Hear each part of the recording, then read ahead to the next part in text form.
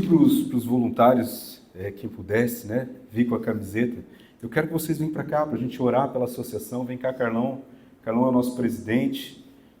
Não só quem está com a camiseta. Se você trabalha na associação, mesmo sem a camiseta, pode vir. Vem, Marlete, pode vir. Todos vocês que trabalham, é um trabalho voluntário. Hoje desses projetos que foi apresentado, pastor, só me ajuda, eu acho que só não está funcionando o hospital, né? O restante está tudo funcionando. Estávamos com a casa de Rabi parada, mas já voltou. Alguns meses que está. E assim, e é muito trabalho. Quem olha aqui pensa assim, é bastante gente. É pouco, gente. A nossa oração é que todos estejam envolvidos. É que você possa fazer parte, pelo menos de algum projeto, de alguma coisa. Se tu quer trabalhar, tem trabalho. Vem falar com a gente. Carlão, tu quer dar uma palavrinha? Ele é o presidente. Graça e paz, irmãos. Cara, tudo que foi falado ali, eu acredito que muitos aqui, a gente vê que a igreja está crescendo, que tem muitas pessoas aí que não conhecem ainda esse projeto, né? É um projeto que como foi falado, já tem desde 2016, né? Uhum. E a gente tem sido abençoado bastante. Agora nós estamos numa etapa nova, uma etapa que eu acho que é um momento que vai se desenvolver muito a associação, com a ajuda da igreja, com o local que nós estamos ali no São Domingos, né? Nossa Senhora das Graças. Nossa Senhora das Graças. Uhum. E aquela última foto que vocês viram ali, que a gente vai dar uma repaginada ali na frente, pintar, colocar o nome da associação, tem o Food Life, que hoje teve os dois conversando comigo aí, para fazer um trabalho diferenciado e talvez levar isso para lá, então vai ser muito bom. Mas eu queria convocar vocês que estão conhecendo, quem já conhece, venha nos ajudar. Eu vejo as meninas do Bazar, por exemplo, como foi colocado ali, uma das partes onde a gente mais consegue recurso é no Bazar. A gente consegue, através de doações que a prefeitura nos dá, através do CRAS, eles me ligam e falam, vem buscar, e eu levo para lá. De outras formas, outras pessoas que me ligam também para ir buscar. E isso as meninas ficam ali, fazendo a limpeza, arrumando, separando. É uma coisa que eu fico, assim, agradecido, fico contente, né, de ver a dedicação delas para isso. E aí aquilo ali é revertido, todo o dinheiro é revertido para comprar cesta básica. Hoje a gente está conseguindo distribuir 20 cestas básicas, 20 famílias que são acompanhadas. A gente precisa de pessoas para estar acompanhando essas famílias. São famílias que a gente quer entregar a cesta básica, mas a gente quer que um casal, como você adotasse aquela família. Isso a gente tem já no nosso coração, né, colocado sobre isso, e é difícil de achar isso. Então, eu peço a vocês, venham de alguma forma, nos procure, se colocando à disposição para estar ajudando, e aí você vai sentir onde que você vai ser usado por Deus aqui dentro da associação. Tá bom? Amém. Amém. Estende sua mão para cá, vamos orar. Pai amado, Pai querido, nós te louvamos, meu Deus, pela oportunidade que temos, meu Deus, de sermos o braço da assistência social aqui na igreja, Pai.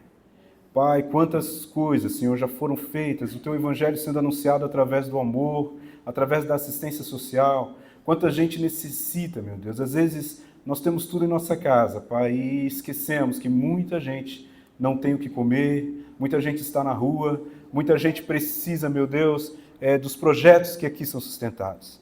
Pai, eu te louvo por cada voluntário, eu te louvo por cada irmão que se dispôs, Senhor, a trabalhar na obra do Senhor. Cada irmão que larga a sua casa, o seu lar e dispõe de trabalhar para o Senhor.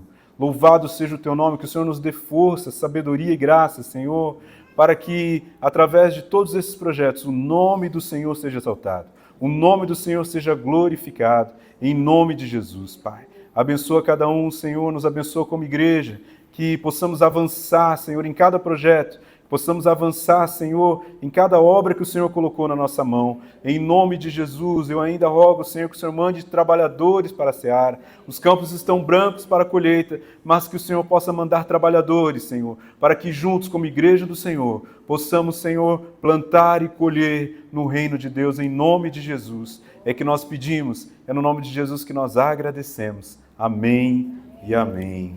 Obrigado, amados. Deus abençoe. Amém. E hoje eu gostaria de conversar com os irmãos um pouquinho sobre isso e também deixar uma palavra para o nosso coração. Eu orei, coloquei diante do Senhor o que eu poderia falar. E coloquei um tema na nossa mensagem, semeando a palavra do Deus da provisão. Lá, 1 Reis, capítulo 17, do versículo 8 ao 24. 1 Reis, capítulo 17, do 8 ao 24. Uma história bastante conhecida. A viúva de Sarepta. Amém? Então veio a ele a palavra do Senhor. Levanta-te, vai a Sarepta, que pertence a Sidom, e habita ali. Ordenei a uma mulher viúva, ali que te sustente. Então ele se levantou e foi a Sarepta. Chegando à porta da cidade, estava ali uma viúva, apanhando lenha. Ele a chamou e lhe disse: traze-me, peço-te, um vaso com um pouco de água para eu beber. Indo ela buscar, ele chamou novamente e disse: ei, traz também um pedaço de pão.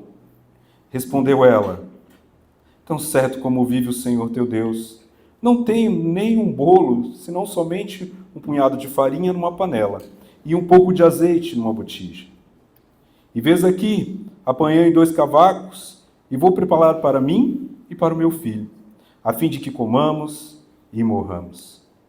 Elias lhe disse: não temas, vai, faze como tu dissestes, porém, faze o primeiro para mim um bolo pequeno e traz-mo aqui fora. Depois o farás para ti e para o teu filho. Pois assim diz o Senhor Deus de Israel: a farinha da panela não se acabará e o azeite da botija não faltará, até o dia em que o Senhor dê chuva sobre a terra. Foi ele e fez conforme a palavra de Elias. Assim comeu ele, ela e sua casa muitos dias. Da panela a farinha não se acabou e da botija o azeite não faltou, conforme a palavra do Senhor falada por intermédio de Elias. Depois dessas coisas, adoeceu o filho da mulher, da dona da casa. A sua doença se agravou tanto que ele parou de respirar. Disse ela a Elias: que tens contra mim, homem de Deus?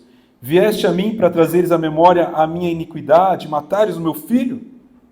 Respondeu ele: dai-me o teu filho.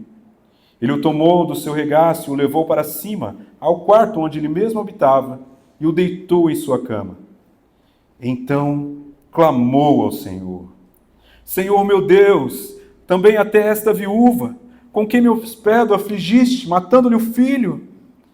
Então se estendeu sobre o menino 3 vezes e clamou ao Senhor: Senhor meu Deus, rogo-te que a alma deste menino torne a entrar nele. O Senhor ouviu o clamor de Elias e a vida do menino tomou a entrar nele e reviveu. Elias tomou o menino, trouxe-o do quarto à casa, entregou a sua mãe e lhe disse: vês, aí teu filho vive.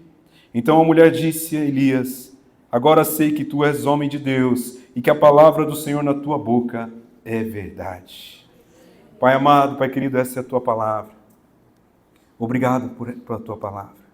Senhor, que ela possa falar aos nossos corações, Senhor, trazendo conforto para as nossas dores, as nossas angústias, os nossos sofrimentos, mas também trazendo confronto, Senhor, com o nosso pecado, em nome de Jesus, Pai. Fala conosco. Amém e amém. Amém. Gostaria de conversar com os irmãos, antes de eu entrar no texto, explicar o texto, sobre uma prerrogativa bíblica, sobre uma verdade bíblica que nós precisamos entender, para que nós precisamos colocar na nossa mente, para podermos servir ao Senhor com excelência, principalmente nessa área da assistência social. Essa verdade bíblica, essa prerrogativa é a seguinte: sempre existirá pessoas pobres e necessitadas no mundo. Sempre existirá pessoas pobres e necessitadas no mundo. Eu lembro uma vez que conversando com a Mary, porque é bom trabalhar, né, gente? Né, irmã Arlete? A gente trabalha pra caramba, mas cansa. Meu Deus do céu, porque às vezes eu tô com essa camisa aqui, eu boto ela na sexta, eu só vou tirar no domingo, porque faz isso, faz aquilo, né? E cansa. Aí a Mary assim, cara, a gente tem que orar, né? Para Deus abençoar todo mundo ficar bem de vida e não precisar mais de cesta básica. Ela não está aqui, cadê ela? Não. E eu disse, minha irmã, mas sempre existirá pobres no mundo. Lógico que a nossa vontade é que não existisse. Mas por que você está falando isso, Carlos? De onde você tirou isso? Da Bíblia, né? Deuteronômio capítulo 15, versículo 11. Deuteronômio 15, 11, diz assim, ó. Pois nunca deixará de haver pobre na terra, pelo que eu te ordeno, dizendo, livremente abrirás a tua mão para o teu irmão, para o teu necessitado e para o teu pobre na tua terra. Jesus também, lendo o Velho Testamento, a Bíblia que Jesus lia era o Velho Testamento, ele vai lembrar disso. Lembra quando a mulher derrama um perfume caríssimo sobre o pé e os discípulos ficam olhando, ei, podia vender isso aí e dar para os pobres, que desperdício. Aí Jesus também lembra disso. Os pobres sempre tendes convosco, e podeis fazer-lhes o bem quando quiserdes. Mas a mim não tereis sempre. Então, pobre vai ter sempre. O por amor vai estar por aí, nós vamos passar, mas que Deus abençoe que o por amor fique, porque as pessoas necessitam. Né? Essa verdade bíblica podemos entender no nosso contexto de hoje em dia. Tiveram pobres no passado e hoje também tem. Você provavelmente conhece, ou já conheceu alguém muito pobre. Ou, quem já sabe, até você já foi pobre. Quando digo pobre, digo pessoa sem condições de ao menos se alimentar uma vez ao dia. Pessoa que necessita de ajuda de outros para sobreviver. Talvez você se ache pobre porque não come a carne todo dia. Porque hoje só tem arroz e ovo. Ai, que saco! E está lá reclamando. Mas você tem. Às vezes você se acha pobre por não poder comprar aquela marca do ano, aquela roupa do ano, né? Mas você tem roupa para vestir, você tem teto para dormir, você tem coberta, você tem cama, e glorifique a Deus por isso. Não tem como se chamar de pobre. Talvez você possa dizer que é pobre, mas pobre de espírito. Esse sim, nós somos. Um dos meus primeiros contatos com a mais dolorida pobreza foi aos 10 anos. Eu fui acompanhar uma visita, e eu trouxe esse testemunho porque foi uma visita a uma viúva. Eu tinha 10 anos de idade, fui acompanhar uma visita a uma viúva. Lembro como se fosse hoje, foi muito marcante para mim. A rua chamava-se Rua Salomão, rua de um nome de homem rico, mas era um monte de gente pobre. Casebres, pessoas pobres, a gente andava criação de galinha, andando pela rua, tinha até cabra, porco, porque era aquilo ali, criação para sobrevivência. E nós chegamos na casa de Dona Neuza. Dona Neuza era viúva e ela morava atrás da casa da sua irmã. Depois que o marido faleceu, ela foi morar lá, e lá também morava sua mãe. Era um cômodo, um pequeno cômodo, e morava ela com a sua mãe, uma senhora chamada Ana. Eu, aos 10 anos, confesso que ao entrar naquela casa, eu não consegui disfarçar a minha cara de espanto pela situação que Dona Ana estava. Dona Ana estava com ferida no corpo todo e moscas no corpo todo. O cheiro era demais para aquele menino, para aquele garoto. Com certeza eu fiz cara de nojo. E ali então a pessoa se aproximou, Dona Neuza nos recebeu com um abraço, um sorriso, e por ter alguém visitando eles, e a pessoa que estava me acompanhando falou, Carlos, vamos orar pela Dona Ana? Ore por ela. Eu, com 10 anos, fiz uma oração trêmula, às vezes tirando lá do fundo da alma, e chorei. Era um garoto. Chorei, orei, e fui embora dali, arrasado, triste e preocupado. Eu orei a semana toda por aquela mulher, por aquela casa, por aquela situação.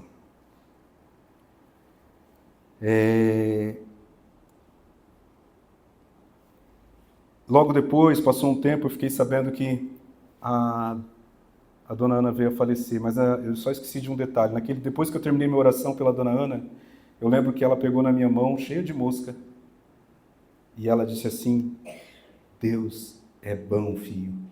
Deus é bom demais. Não largue esse Deus. Não largue esse Deus. Foi isso que me marcou mais ali, eu tinha esquecido de falar. E eu saí dali extasiado. Falei, meu Deus, ela disse que tu é bom. Cheio de mosca. Ela disse que tu é bom e disse para eu não te largar. E eu orei por aquela mulher. Fui levar comida e oração. E saí alimentado com um sentimento de compaixão. E o que essa história tem a ver com o nosso texto? Tem tudo a ver. Elias está em Sarepta. Ele vai para lá por ordem do Senhor, não só para conhecer a viúva, mas para ser alimentado pela viúva. Ele estava no riacho de Querite. Se você ler o texto um pouco antes, capítulo 17, eu recomendo a leitura em casa. Ele estava no riacho de Querite, bebendo da fonte e sendo alimentado pelos corvos. Algo inusitado, né? Diferente. A água do riacho acaba, porque tinha cessado chuva, ele tinha falado para o rei que não ia chover, enquanto Deus não falasse que ia chover, pela palavra dele, Deus fala, vai lá, que eu vou mandar os corvos te alimentar, e ele estava ali, e de repente acabou a água, acabou a comida dos corvos, e Deus fala para ele, vai lá para Sarepta. Ele sai então, da onde ele estava, atravessa o Rio Jordão, porque é do outro lado do Rio Jordão, e vai lá para Sarepta, uma cidade que, assim como Israel estava, adorava ao Deus Baal. Ele saiu da sua terra. Quando ele sai lá da sua terra, ele vai para anunciar ao rei Acabe que não ia chover mais na terra enquanto ele não dissesse que ia chover.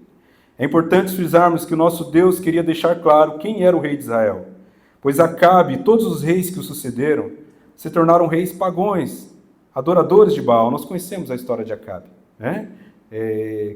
Se não conhece, vai ler, né? Vai conhecer, porque eu não quero aqui me perder tempo na história do rei Acabe. Um homem mau, um homem que fez coisas ruins aos olhos do Senhor. E todo o povo de Israel abandonou o Deus de Israel e estava adorando ao Deus Baal. Ele foi um rei que fez coisas tristes aos olhos do Senhor, e agora Deus envia Elias para dizer para ele o seguinte, não vai chover na terra.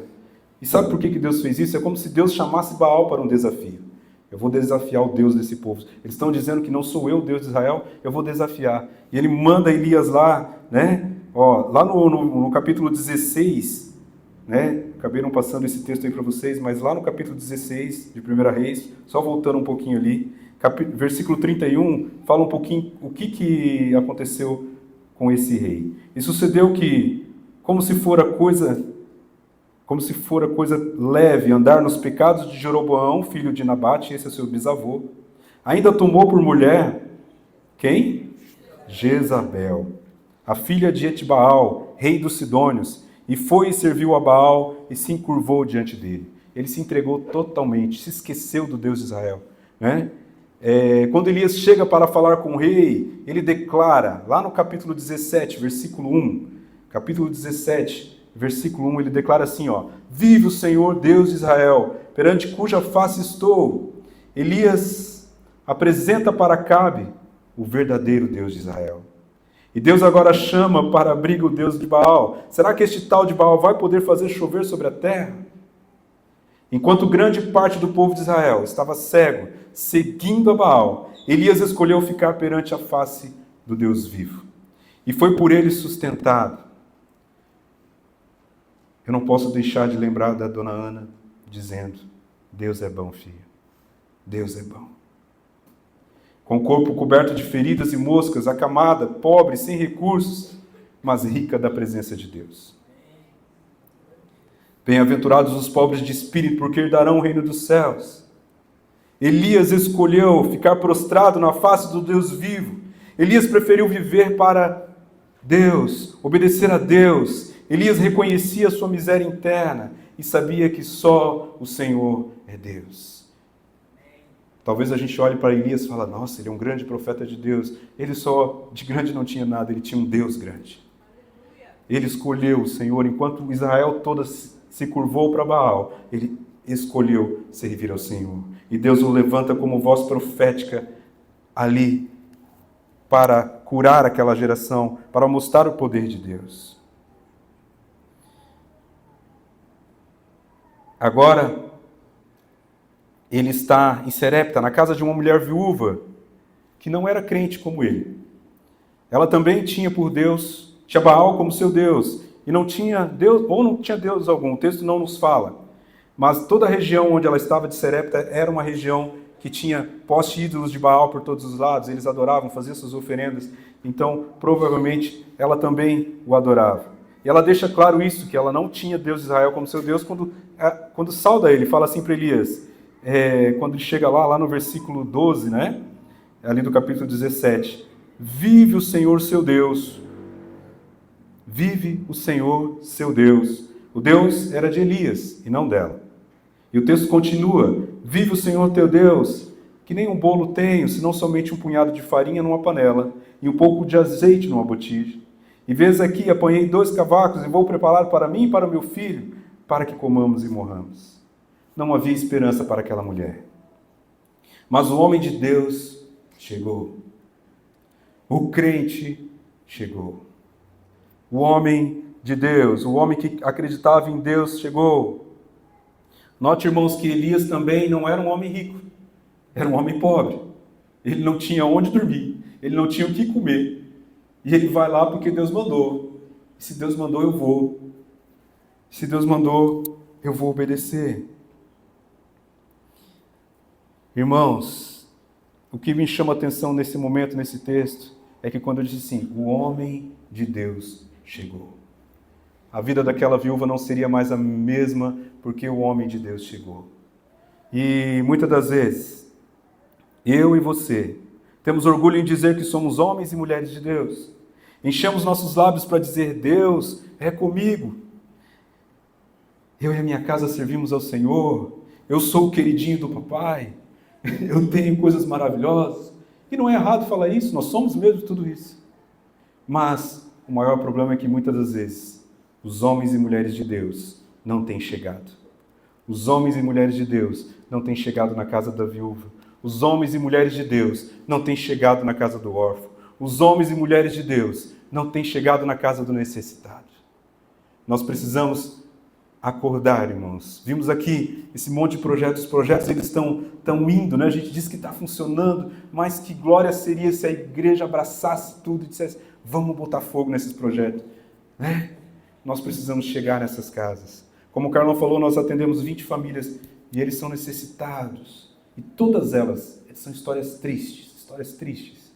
Né? Vem para o culto por amor, segundo domingo do mês, vem para cá, vem só escutar, fica aqui só escutando. E você vai ver, algumas pessoas já foram comigo nas casas visitar, eu fiz questão, levei as crianças junto. Na casa as crianças ficavam, às vezes reclamam, ai, acabou o Nescau. Vou levar você num lugar onde que não tem nem leite nem Nescau. Né? Saíram de lá impactados. Só que muitas das vezes nós estamos bem alimentados da palavra, bem alimentados do Senhor, e não temos para compartilhar. Temos guardado o maná. Essa semana eu escutei essa expressão aqui tremendo. Temos guardado o maná. O que acontecia quando eles guardavam o maná? Estragava. Meu irmão, não adianta guardar. Não adianta reter.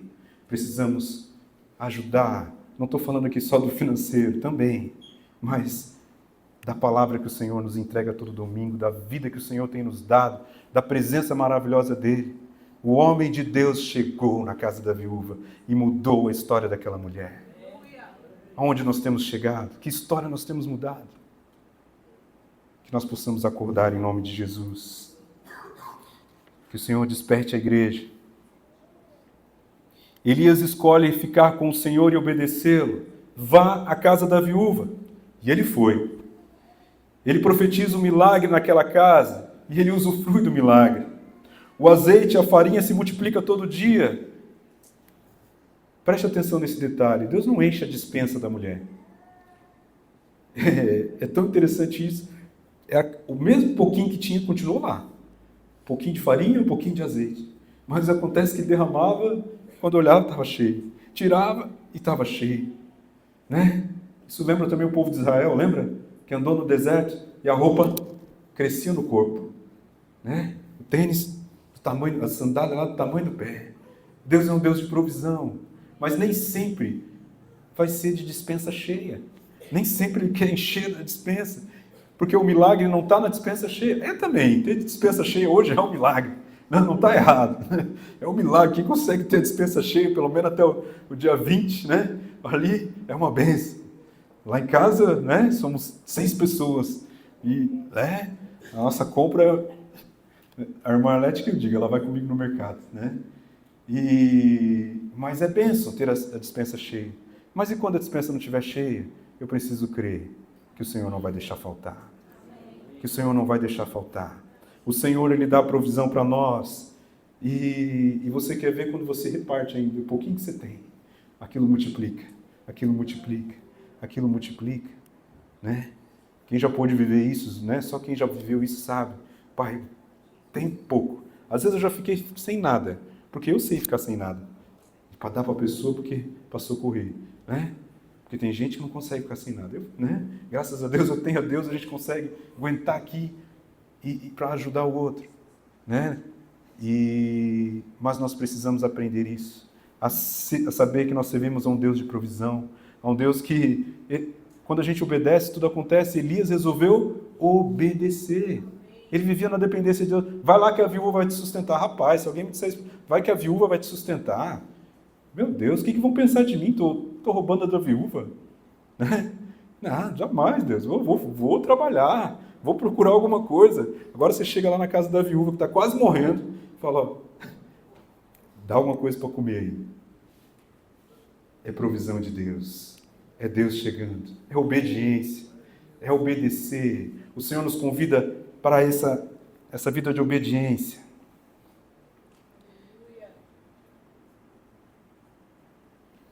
E eu preciso continuar a falar da viúva que eu fui visitar, a dona Neuza. Eu voltei a vê-la depois, quando eu tinha ali 12 anos. O meu primeiro contato com moradores de rua foi nessa idade, quando eu tinha 12 anos. Eu trabalhava, não sei se você já comprou na Promissória, né? Lembra que antigamente comprava na Promissória? Eu era criança, tinha 12 anos, né? Olha, né? Faz tempo isso, né? O pessoal comprava na Promissória, fazia em 10 vezes, e às vezes esquecia de pagar, né? Aí a loja me contratava, eu pegava aquelas promissórias e ia lá na casa da pessoa. Ô, meu querido, tudo bem? Então, tem uma prestaçãozinha aqui. E se eu conseguisse ganhar aquilo ali, eu ganhava 10%, né? Daquela promissória ali. Né? Era difícil, era um trabalho difícil, né? Eu olhava de longe, a casa estava aberta. Estava chegando perto, a casa fechava tudo. Não sei o que acontecia. Né? E nessas minhas andanças, eu passava na rodoviária da cidade e lá estavam os moradores de rua, sempre lá. Só que nesse dia eu estava passando, me chamou a atenção. Porque lá no meio dos moradores de rua estava a dona Neuza, a quem eu tinha conhecido. Eu imediatamente larguei a bicicleta, saí correndo. E ela também me reconheceu, ela num salto veio chorando, desesperada, me abraçou. E eu naquela situação, eu olhei, o que eu faço? O que eu faço agora? A minha vontade é, vou pegar a dona Neuza e vou levar para casa. Mas eu morava numa instituição, num orfanato, e lá não era permitido levar pessoas. Eu falei, eu sei que eles não vão deixar. Não posso fazer isso, o que eu vou fazer? Eu olhei para ela e falei, dona Neuza, eu quero te ajudar, mas eu não sei o que fazer. Mas eu vou orar. E Deus vai ajudar. Ali no meio da rua, abracei ela, eu orei com ela e falei, Senhor, tem misericórdia. E aí eu usei até a palavra. A tua palavra disse, eu creio. E eu creio que o Senhor pode mudar. E dali peguei minha bicicleta, saí correndo e fui para a igreja. Pastor! Contei a história para ele, pastor Adilson. Eu lembro que ele me acolheu e falou, Carlos, nós não temos meios. Não é só ela na rua, tem um monte de gente na rua. Eu não sei o que fazer, vamos orar. Ele orou comigo e falou, Deus vai intervir.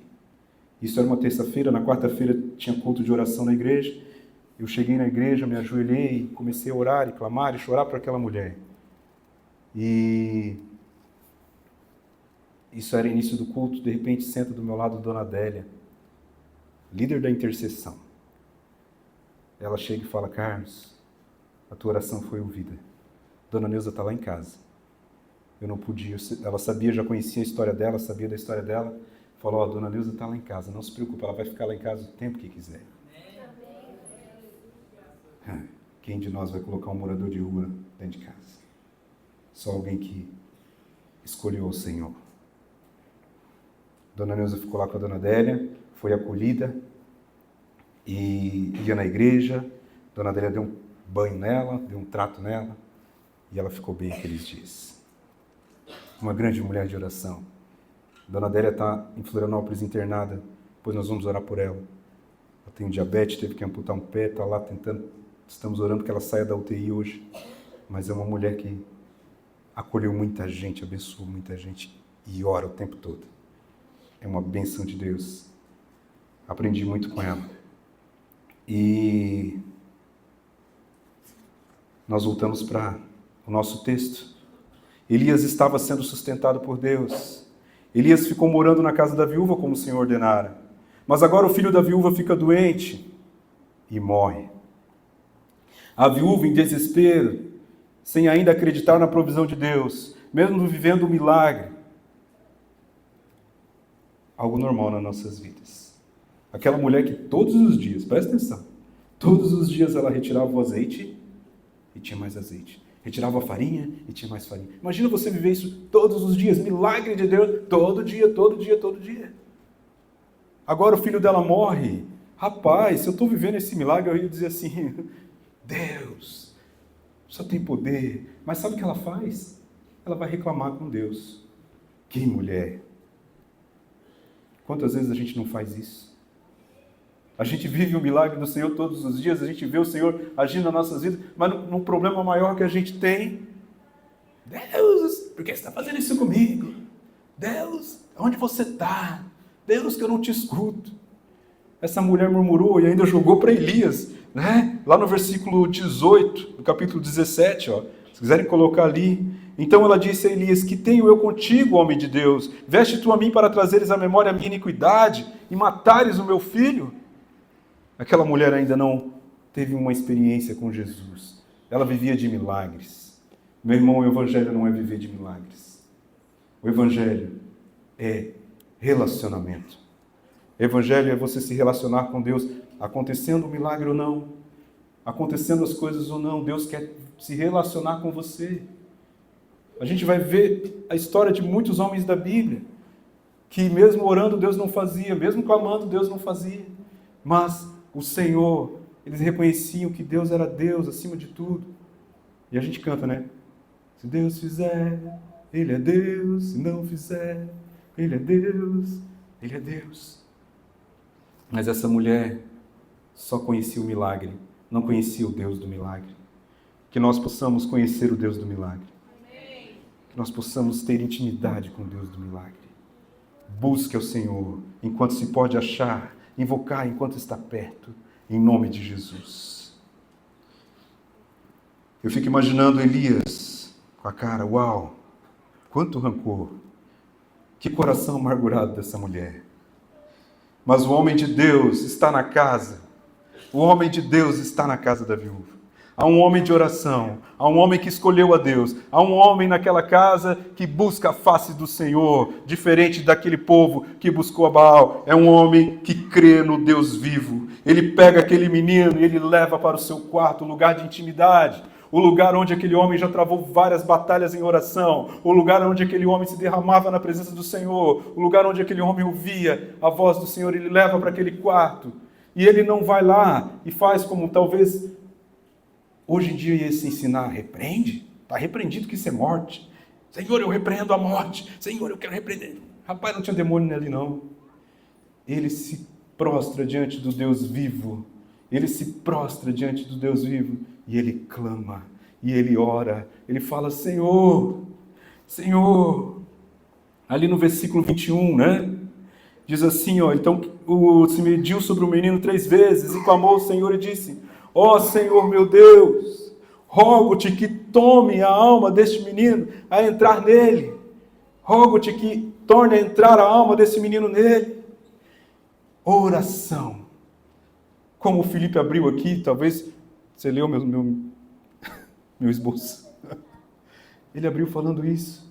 A oração dele não é que ele estava orando dizendo assim, esse menino vai ressuscitar. Não, ele estava orando, crendo num Deus que podia ressuscitar. Ele orava pela palavra de Deus, e assim deve ser a nossa oração. Porque nós cremos, nós oramos. Porque nós cremos, nós clamamos. Porque nós cremos, nós pedimos ao Senhor. Mas é Ele que tem que fazer. Se Ele fizer, Ele é Deus. Se Ele não fizer, Ele é Deus. Mas nós precisamos orar. Nós precisamos clamar. Amados, o culto de oração devia ser o culto mais cheio. Mas historicamente, desde quando eu era criança, eu sou rato de círculo de oração. As mulheres estavam lá, né, pastor, orando, e eu, posso orar também? Você viu, né? Com 10 anos, com 12 anos, eu já estava lá. Que eu queria orar, eu queria estar junto, eu queria esse Deus, fome e sede desse Deus. E sempre os cultos de oração é um gato pingado. Mas sempre é aquele gato pingado que sustenta a igreja. Porque é esse gato pingado que ora por você, é esse gato pingado que ora pela sua casa, é essas pessoas que pagam o preço, né? Não estou aqui puxando a orelha, eu só estou tentando te mostrar que a oração é o lugar onde todo cristão deveria ter prazer em estar. Nós deveríamos vir para a casa do Senhor para orar, para buscar a sua face com alegria. Porque aquele homem clamou com fé e ele foi ouvido. Quantas orações o Senhor já nos respondeu.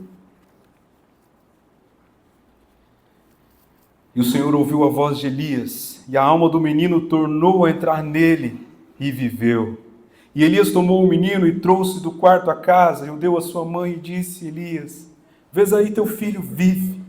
Então a mulher disse a Elias: nisto conheço agora que tu és homem de Deus, e que a palavra do Senhor na tua boca é verdade. Aquela mulher teve uma experiência com Deus vivo, aquela mulher viu o poder de Deus. Que Baal, que era conhecido como o Deus da fertilidade, o Deus da vida, o Deus que poderia fazer coisa, caiu por terra na vida daquela mulher, porque Baal não pôde fazer nada por ela, mas o Deus vivo fez. O Deus vivo operou o milagre naquela casa, porque um homem de Deus resolveu escolher o Senhor. Aprendemos nessa história que Deus proveu sustento para os seus, para que através do sustento provido de Deus, os seus possam alcançar os que ainda não são seus. Eu vou ler de novo. Aprendemos nessa história que Deus proveu sustento para os seus, para que através do sustento provido de Deus, os seus possam alcançar os que ainda não são seus. O Senhor quer usar a sua vida. O Senhor quer usar a tua fé. O Senhor quer se mover através da sua fé. Preciso finalizar sobre a outra viúva, a dona Neuza. Lembra que eu falei que ela tinha 3 filhos? Ela passou um tempo na casa da dona Adélia, mas Deus restaurou a sua sorte.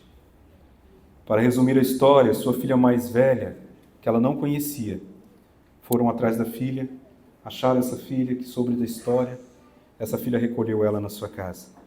Tempo depois, o seu filho com 16 anos saiu do orfanato e foi morar com ela. Cuidou dela com muito amor e carinho, até os dias de hoje. Dona Neuza é minha mãe. Hoje ela está bem cuidada. Ela morou comigo 20 anos. Hoje ela está morando com a minha irmã mais nova. E eu posso fechar os olhos e lembrar de uma canção que ela canta, pastor, que não é da minha época, é da época do pastor. Mas eu lembro porque ela canta. Com a voz baixinha. Quem conheceu ela tem uns problemas mentais, mas ela canta assim, ó. Na graça de Jesus nada me faltará no coração. Eu canto noite e dia e noite sem parar, com muita alegria sem nunca descansar. Na graça de Jesus nada me faltará no coração. Ela canta, porque mesmo tendo seus problemas, vendo em meio a tanta dor, o Senhor tem sustentado. É o Senhor que te sustenta, é o Senhor que faz milagres, é o Senhor que opera na vida das viúvas, dos órfãos, na vida daquele que é pobre de espírito. Seja pobre de espírito. Miserável homem que sou. Miserável homem que sou. Quem me livrará da morte? Viva a sua vida com intensidade na presença do Senhor. Sem orgulho, mas estenda a mão. Estenda a mão. Ajude quem está ao teu redor. Ajude. Faça parte de um projeto da igreja. Vem falar com a gente, vem nos procurar. Fala, meu irmão, o que eu posso fazer? Seja lá no bazar, carregando umas caixas, separando umas roupas. Eu vou doar uma horinha do sábado lá. Vou lá uma horinha. Vou lá ver como é que é esse negócio. Rapaz, uma horinha assim, ó. Esse final de semana eu fiquei sozinho e falei, Jesus, quanto tempo perdido. Eu assisti 2 episódios na Netflix. É muito tempo. Mas a gente tem que se dar, né? Eu falei, Jesus, dá o quê? Não sei quantos minutos que dá. É menos de 1 hora. Mas a gente fica lá. Tem gente que assiste um dorama a noite toda, assim, né? Aí... E não consegue ir lá. Vou lá uma horinha. Né? Que Deus possa abençoar o seu coração. Hoje o meu apelo é que você sonde o seu coração. Será que você tem sido resposta? Nós não precisamos, essa semana eu também escutei sobre isso. Não lembro quem, nesses vídeos que vai passando ali, né, na internet, falando que a gente não pode ser nós somos o corpo de Cristo. Nós temos sido um corpo gordo, pastor. Né? A gente quase nem se movimenta. Estamos sendo um corpo bem gordo. A gente não consegue nem se movimentar. Porque a gente fica aqui, ó, só se enchendo. Mas o corpo foi feito para movimento. Precisamos trabalhar na obra do Senhor. Se movimente na obra do Senhor. Em nome de Jesus. Vamos ficar em pé? Vamos orar?